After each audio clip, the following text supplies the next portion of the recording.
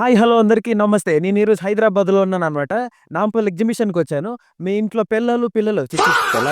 మీ ఇంట్లో పెళ్ళాం, పిల్లలు ఎగ్జిబిషన్ పిలిచిపో డాడీ, డాడీ అని బాగా విసిగిస్తున్నారా? అయితే పిలుచుకొని వెళ్ళాలో లేదో ఈ వీడియో చూసి తెలుసుకోండి. ఓకేనా?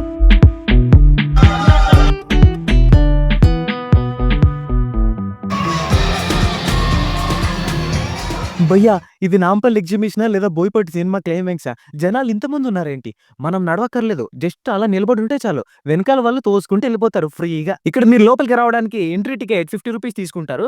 కానీ మీరు లోపలికొచ్చాక ఊపిరి పీల్చుకోవడానికి ఇంకో టోకెన్ తీసుకోవాలనుకుంటా. అంతమందున్నారు జనాలు మరి.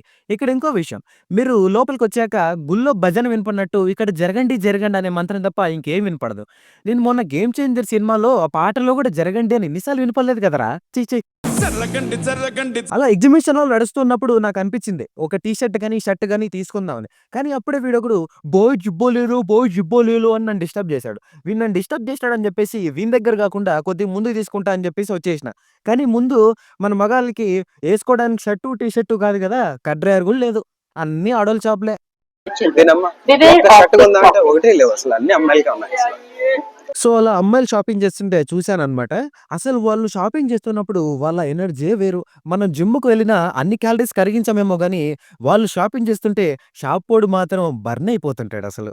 చంద్రముఖిలా బిహేవ్ చేస్తుంటారండి. నిజమే అసలు. వీళ్ళ బార్గెనింగ్ స్కిల్స్ చూసి నాకు గూడా నేర్చుకోవాలనిపించి ఒక షాప్‌లోకెళ్ళి ఏదో అడిగితే వాడు 500 చెప్పాడు. నేను హెవీగా బార్గెయిన్ చేసి 450కి తెచ్చాను.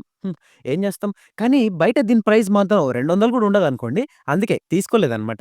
అయినా మనం ఇక్కడికొచ్చింది కొనడానికి కాదు. "ఏంటి భయ్యా ఇంత రేట్ చెప్తున్నావు" అనడానికి. అలా అనేసి వెళ్ళిపోతే ఆ సాటిస్ఫాక్షనే వేరు.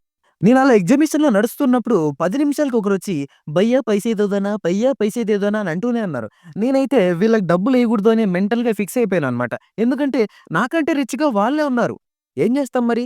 ఇక్కడ ఏదైనా తిందామని చెప్పేసి అలా స్ప్రింగ్ పొటాటో చూద్దామని పోయినానా, ఆ రేట్లు పెట్టి నేను కొన్నాననుకో, మా అమ్మ అదే పుల్ల తీసుకొనొచ్చి నా కింద నుంచి పైన పెట్టి నన్ను స్ప్రింగ్ పొటాటోలా చేస్తదనమాట. అంతింత రేట్లున్నాయి ఏందండి బాబు! మాలాంటి పేద బ్రతుకులు కొద్దిగా ఆలోచించండి. అలా ముందుకు వెళ్తే ఇక్కడ హాంటెడ్ హౌస్‌ని వీఆర్‌లో పెట్టారనమాట. ఈ పిల్లగాడేమో చానా భయపడిపోతా ఉన్నాడు. కొంపతీసి వీళ్ళ మ్యాథ్స్ మేడమ్ ఏమన్నా కనపడిచ్చిందేమో. నాంపల్లి ఎగ్జిబిషన్‌కొచ్చి మిర్చి బజ్జీ తినకపోతే తిరుపతికి వెళ్లి లడ్డూ తినకుండా వచ్చినంత పాపం. ఇది తింటే గాని దర్శనం పూర్తవ్వదనమాట. ఈ పాప్‌కార్న్ రేట్ చూస్తుంటే ఈ సినిమా హాల్ వాళ్ళు, ఎగ్జిబిషన్ వాళ్ళు ఒకటే వాట్సాప్ గ్రూప్ మెయింటైన్ చేస్తారు అనుకుంటా. రేట్లు మాత్రం సేమ్ ఉంటాయి. ఇక మనం మెయిన్ ఘట్టంలోకొచ్చేస్తే మనకి ఎగ్జిబిషన్ అనగానే మొదటగా గుర్తుకొచ్చేది జెయింట్ వీల్ అనమాట. కింద నుంచి చూస్తే వావ్! అనిపిస్తుంది. పైకి వెళ్ళాక అమ్మో! అనిపిస్తుంది. టాప్‌లో ఆగినప్పుడు ఉంటదిరా చారీ, కిందున్న జనాలు చిన్న చిన్న చీమల్లా కనిపిస్తుంటారు. కానీ మనకి మాత్రం పోయే ప్రాణాలు పెద్దగా కనిపిస్తుంటాయి. Next Columbus. దీన్ని ఎక్కే ముందు జై బాలయ్య అనుకోని ఎక్కాలి. ఎందుకంటే దిగాక మనం మెంటల్ ట్విస్ట్ అయిపోతాం కాబట్టి.